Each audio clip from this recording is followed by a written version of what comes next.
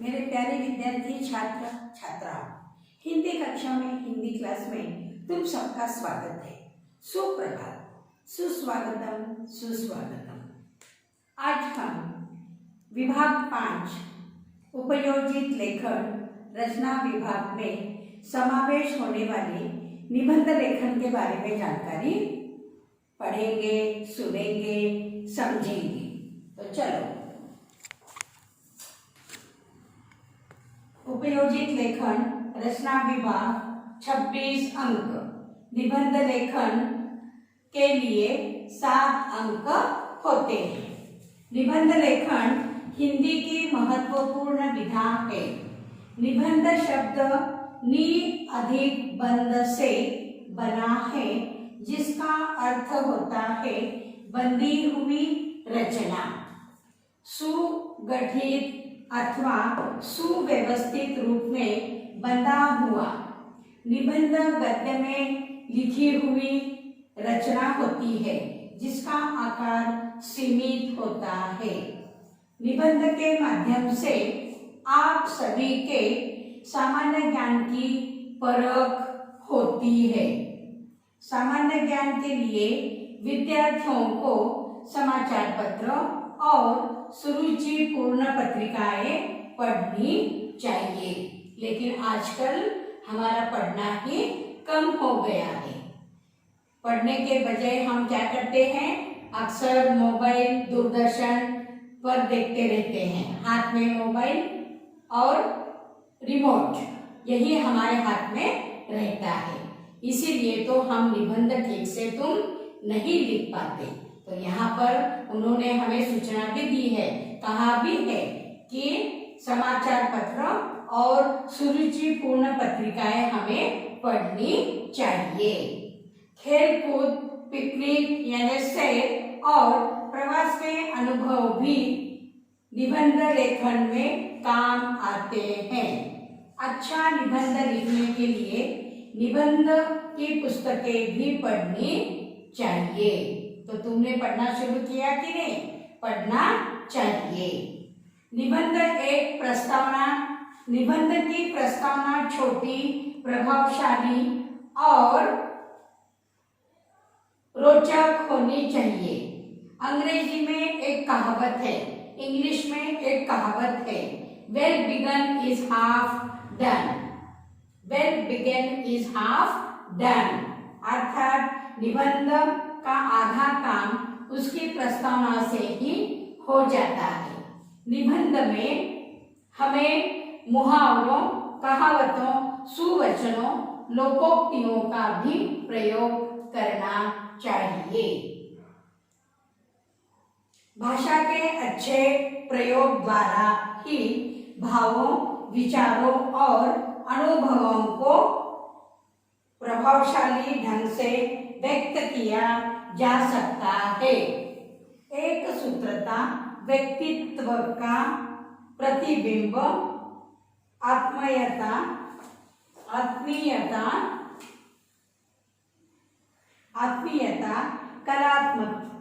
कलात्मकता निबंध के तत्व माने जाते हैं। इन तत्वों के आधार पर ही निबंध की रचना की जाती है। लास्ट के 2 पॉइंट्स हम फिर से सुनेंगे, पढ़ेंगे, ध्यान दीजिए। हमें मुहावरों, कहावतों, सुवचनों, लोकोक्तियों का भी प्रयोग करना चाहिए। भाषा के अच्छे प्रयोग द्वारा ही भावों को, हमारे भाव, विचारों और अनुभवों को प्रभावशाली ढंग से हम व्यक्त कर सकते हैं। एक सूत्रता व्यक्तित्व का प्रतिबिंब, आत्मीयता, कलात्मकता निबंध के तत्व माने जाते हैं। इन तत्वों के आधार पर ही निबंध की रचना की जाती है। निबंध के 5 प्रकार हैं। निबंध के कितने प्रकार हैं? 5। निबंध के 5 प्रकार हैं। नंबर 1 वर्णनात्मक, नंबर 2 विवरणात्मक, नंबर 3 विचारात्मक, नंबर 4 कल्पना प्रधान, नंबर 5 आत्मकथनात्मक, नंबर 1 वर्णनात्मक निबंध। इसमें मनुष्य, प्राणी, वस्तु, दृश्य, यात्रा का वर्णन होता है। जैसे पुष्कर मेले में 2 घंटे, ऐतिहासिक स्थल की सैर। नंबर 2 विवरणात्मक निबंध, जिसे हम चरित्रात्मक निबंध भी कहते हैं। इसमें प्रसिद्ध व्यक्तियों, महापुरुषों के जीवन चरित्र का विवरण होता है।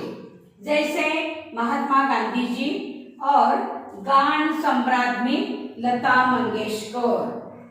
गान सम्राज्ञी, जिसकी आवाज में बहुत मिठास है, इसीलिए उसे सम्राज्ञी कहा गया है। गान सम्राज्ञी लता मंगेशकर। नंबर 3 विचारात्मक वैचारिक निबंध। इसमें विचारों को प्रधानता दी जाती है। जैसे समाचार पत्र, विज्ञान के चमत्कार। नंबर 4 कल्पना प्रधान। इसमें वास्तविकता एवं कल्पना का समावेश किया जाता है। जैसे यदि मेरा घर अंतरिक्ष में होता तो, यदि मोबाइल न होता तो। नंबर 5 आत्मकथनात्मक निबंध। इसमें किसी वस्तु, प्राणी, व्यक्ति की जगह पर स्वयं यानी खुद को स्थापित करना होता है।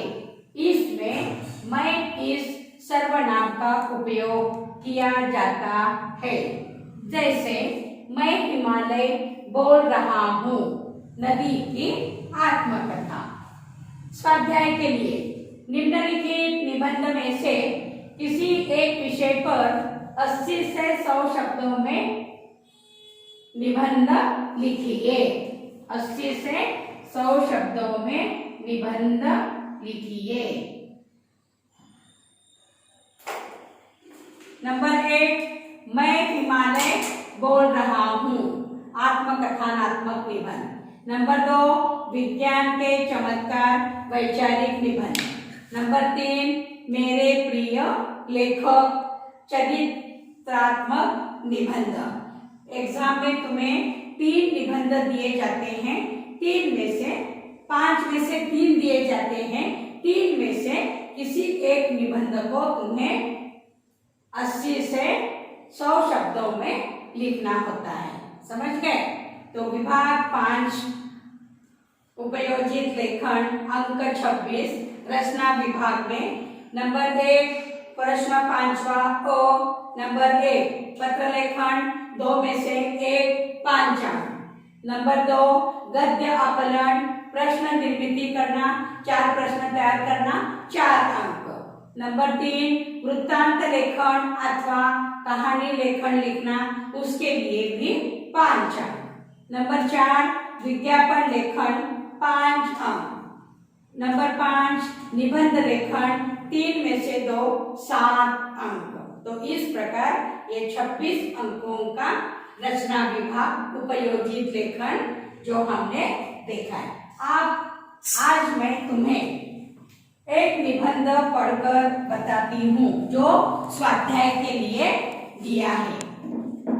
स्वाध्याय के लिए दिया है।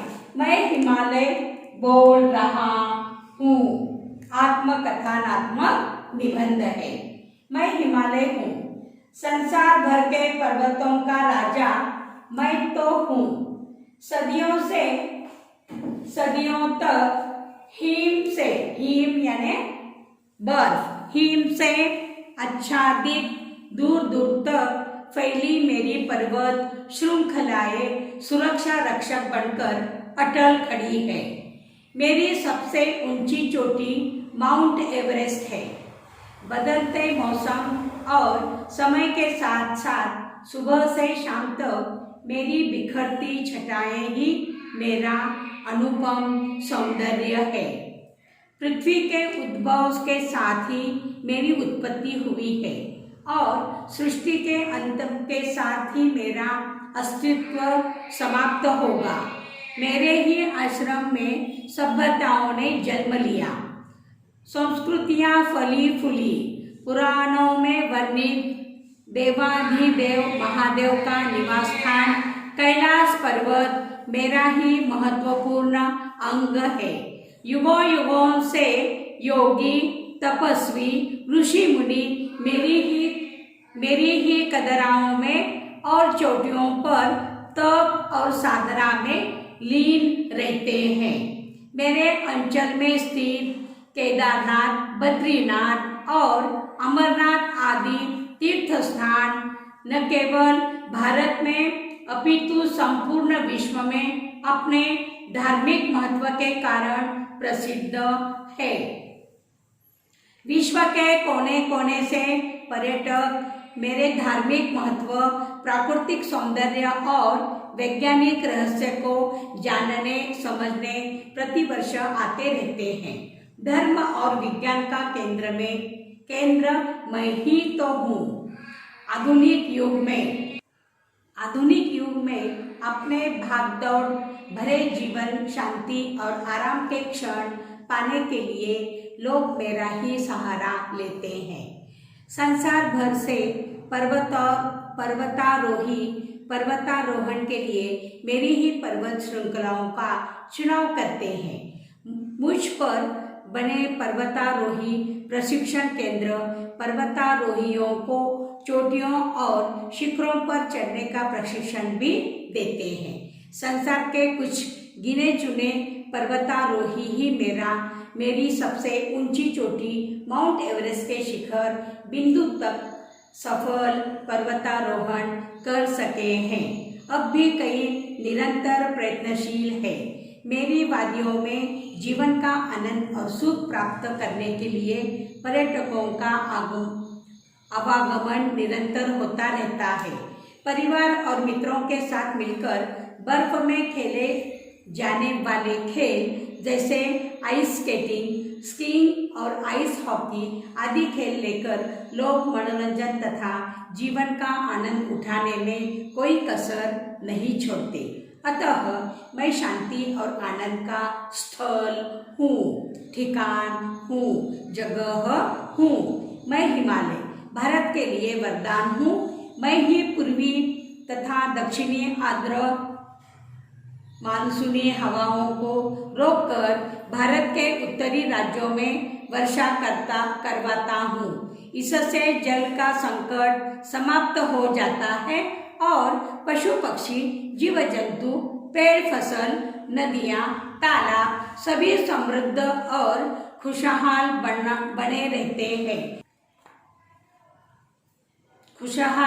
बना रहते हैं। मुझसे ही निकलने वाली गंगा, यमुना जैसी पवित्र नदियाँ हर मौसम में लोगों की प्यास बुझाती रहती है। मुझ पर औषधीय वनों का भंडार है, जिससे असाध्य रोगी भी स्वस्थ हो जाते हैं, तंदुरुस्त हो जाते हैं। मेरे बिना भारत मरुस्थल स्थल हो जाएगा। मैं असंख्य जीवन स्रोत ही हूँ। आज 21वीं सदी के बुद्धिमान मनुष्य से अब मुझे डर लगने लगा है। अपने स्वार्थ और लोलुपता के कारण मानव मेरे विस्तार को नित प्रति संकुचित करता जा रहा है।